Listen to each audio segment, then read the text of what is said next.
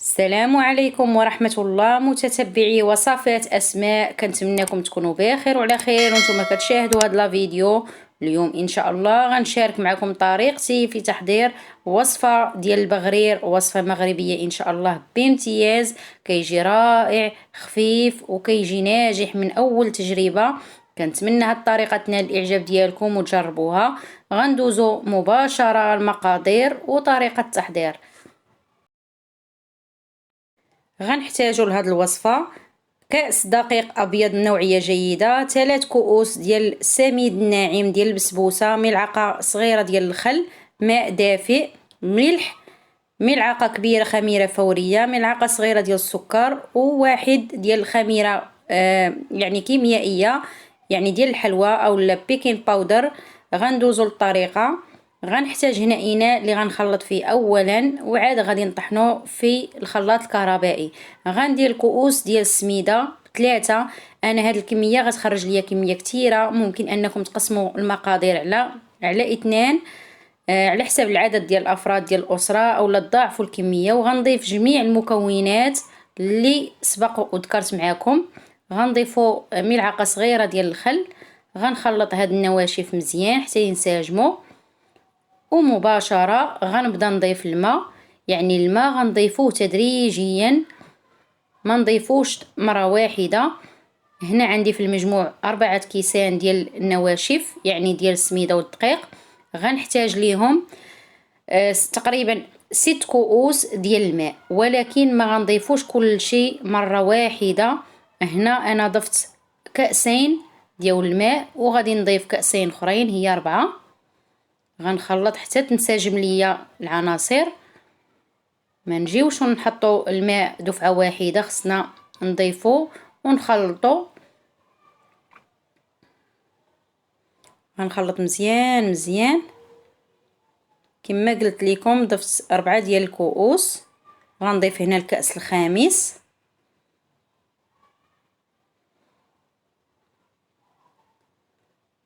هنا غنكتفي ب5 ديال الكؤوس ديال الماء، وملي غنوضعو في الخلاط الكهربائي غنخليه حتى يطحن مزيان مزيان، ويبانوا لينا الفقاعات اللي غادي يوليو رقاقين، يعني انه تطحن مزيان وتدلك وانسجمت العناصر مزيان.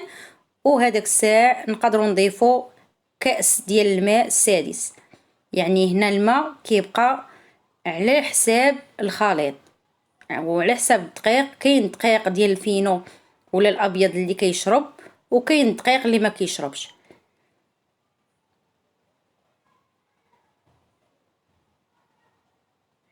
غنغطي هاد الخليط وغادي نخليه فقط انه يرتاح مده قصيره دغيا كيخمر. هذا هو الشكل ديالو من بعد ما اختمر. دغيا كيختمر حيت الحال دافي. وغناخذ هنا مقلاة، غادي نخليها تسخن مزيان مزيان. المقلاة ديال البغرير كنصحكم انكم ما توصلوا ليها حتى شي حاجه اللي ميدمه، يعني نحاولوا اننا نمسحوها بالورق ديال المطبخ، ونتفاداو حتى اي سربيته او لا شي حاجه اللي كتكون فيها ميدمه او لا فيها الزيت. كنتجنبوها باش كتبقى لينا مده طويله وكنحافظوا عليها. من بعد ما سخنات يعني كندير عليها نار مجهده في الاول، نار قويه، ومن بعد ملي كتبدا بحال هكا كتثقب كنقص النار وكنخليها طيب. انا هنا غنستعمل 2 ديال المقلات، عندي 2 وغنستعملهم باش نوفر عليا الوقت. كيف ما قلت لكم هذا الخليط كيخرج ليا كميه كثيره ديال البغرير، ممكن انكم تستعينوا بالنصف ديال المقادير. كيف والنصيحه اللي غادي نعطيكم انكم باش ينجح معاكم النار تكون قويه في الاول، ومباشره ملي كيبدا كيتقب يعني نقصوا عليه النار. انا غادي نستمر، وبين كل بغريره وبغريره ملي كنطيبها كنخوي المقلاة وما كندير فيها لا ماء لا حتى شي حاجه. كناخذ الورق ديال المطبخ كنمسحها مزيان من الجوانب، هذوك يعني القطرات ديال العجين اللي كيطيحوا في الجوانب كنمسحها. وكننظفها مزيان وكنرجع نحط فيها البغريره الثانيه هكا. الا كانت ملتصقه شي حاجه في المقلاة كتحيد. وبنفس الطريقه غادي نكمل هنا كيف ما قلت لكم. عندي درت جوج مقلاة باش نسربي دغيا كيف ما كتشوفوا كيتثقب دغيا، وهذا كيدل على انه ناجح. المقادير مضبوطه ومقادير ناجحه وطريقه سهله ان شاء الله تولي معتمده عندك وينجح لك ان شاء الله من اول تجربه.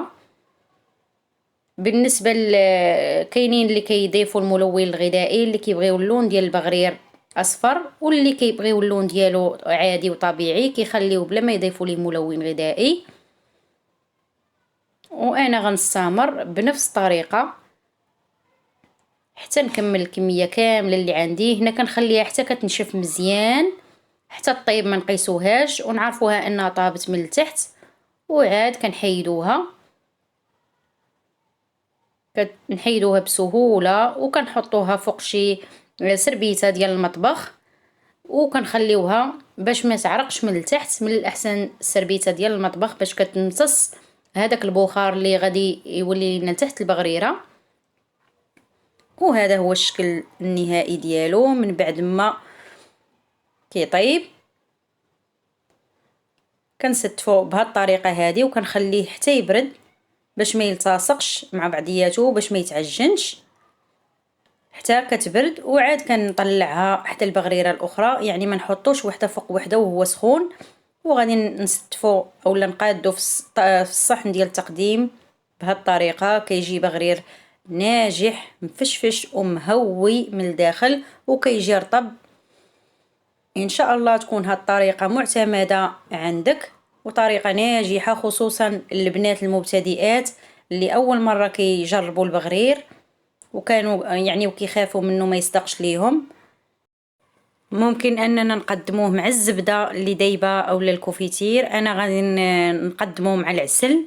هذا العسل راه صنع منزلي. الفيديو كاين في القناه، غنخلي لكم الرابط ديال الفيديو ديال العسل في صندوق الوصف وفي اول تعليق. وكنقول لكم ان شاء الله تجربوا هذه الوصفه وتنال الاعجاب ديالكم وتولي معتمده عندكم من اول تجربه. كيف ما كتشوفوا غادي نقطع معاكم باش تشوفوا الشكل ديالو. ملي كيتقطع كيف ما كتشوفوا غيجي جا يعني مثقب وكالشهده ورطب وخفيف. مقادير مضبوطه وطريقه سهله.